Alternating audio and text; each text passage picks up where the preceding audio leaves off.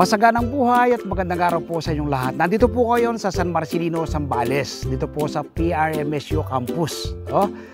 Dito po sa school na to, meron pong mga agriculture student nasa 500. 40% po sa 500 ay pawang mga babae. At ang kanilang professor po ay si Sir Ronel de Guzman.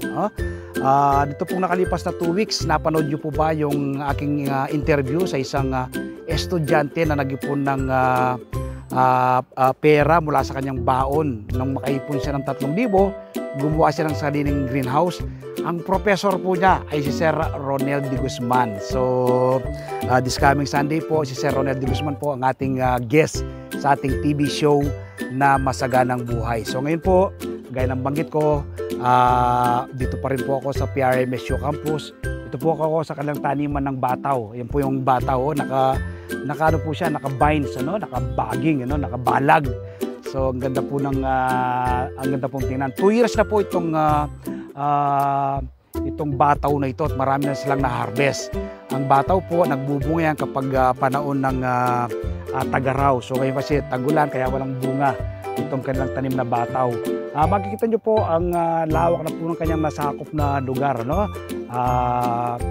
Gano'n na po siya. Bumaging na siya ng malawak. Kaya naman po napakagandang tingnan.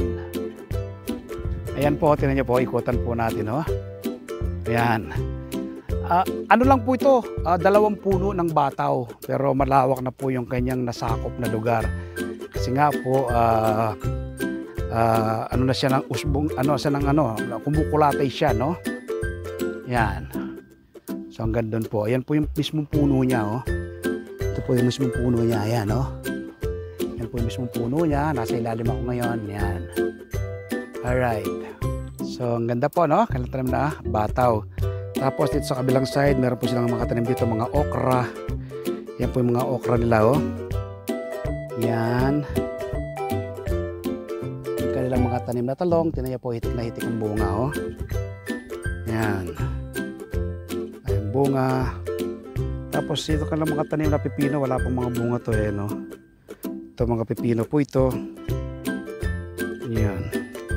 Yan po ang kanilang mga tanim na alokbati, Tapos meron po sila dito sitaw, yung red sitaw.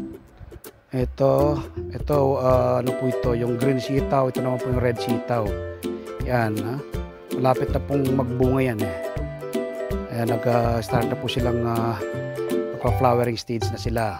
Ito naman po yung kailang mga tanim na red spinach, tapos may green spinach, magkatabi po yung green spinach. Ito naman po, yan, ito naman po ay red spinach.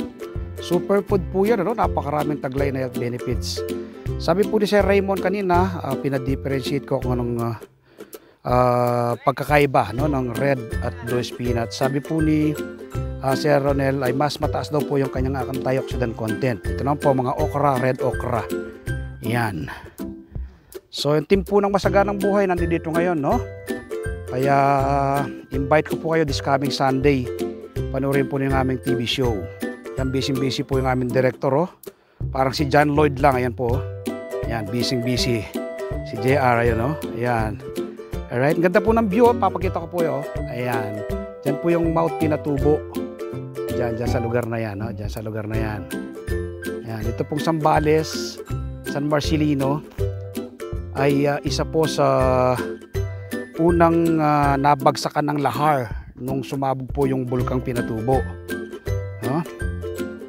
So tapos nung after mga ilang taon, fertile po pala yung lupa dito. Dito naman po ay mga sweet basil. Yan, mga sweet basil. Kangkong naman po yan. Yan. Invite ko po kayo, this coming Sunday, panoorin po ninyo ang aming TV show na Masaganang Buhay. Mapapanood po alas 7 hanggang alas 8 ng umaga sa 1PH Signal TV, Channel 1 ng TV5. Tiyak po ma-inspire kayo, ma-educate at ma-motivate kapag napanood po ninyo si Professor Ronel de Guzman. Dati po siyang estudyante ng PRMSU, tapos hindi na po siya pinakawalan na mag-graduate at makapasa ng board bilang agriculture student. kinuha na po siya bilang professor ng PRMSU. Ngayon po meron siyang ina-handle na mga estudyante na agriculture student. Nasa ano po sila, nasa 500 at 40% po sa 500 ay pawang mga babae. So nakakatuwa po kapag malalaman natin na ang mga kababayan ngayon ay marami po palang nahihilig sa pagtatanim. Ako po, personal, kapag babae po ang aking nai-interview, yung mga urban gardener po natin, natutuwa po ako. Kasi ang alam ng karamihan, yung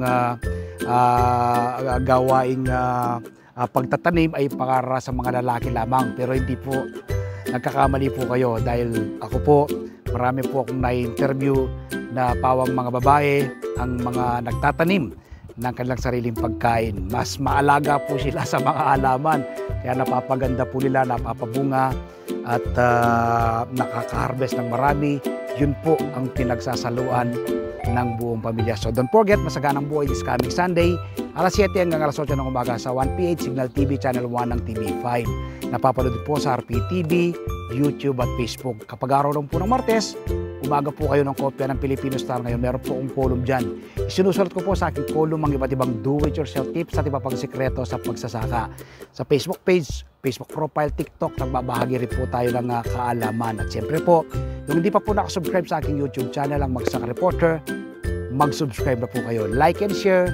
Click the bell button sa ganun ma-inform po kayo kapag may mga bago kong video upload, video tutorial, upang ma-share ko po sa inyo ang pahiram na talento ng ating Panginoon. Maraming salamat po. Happy farming. God bless.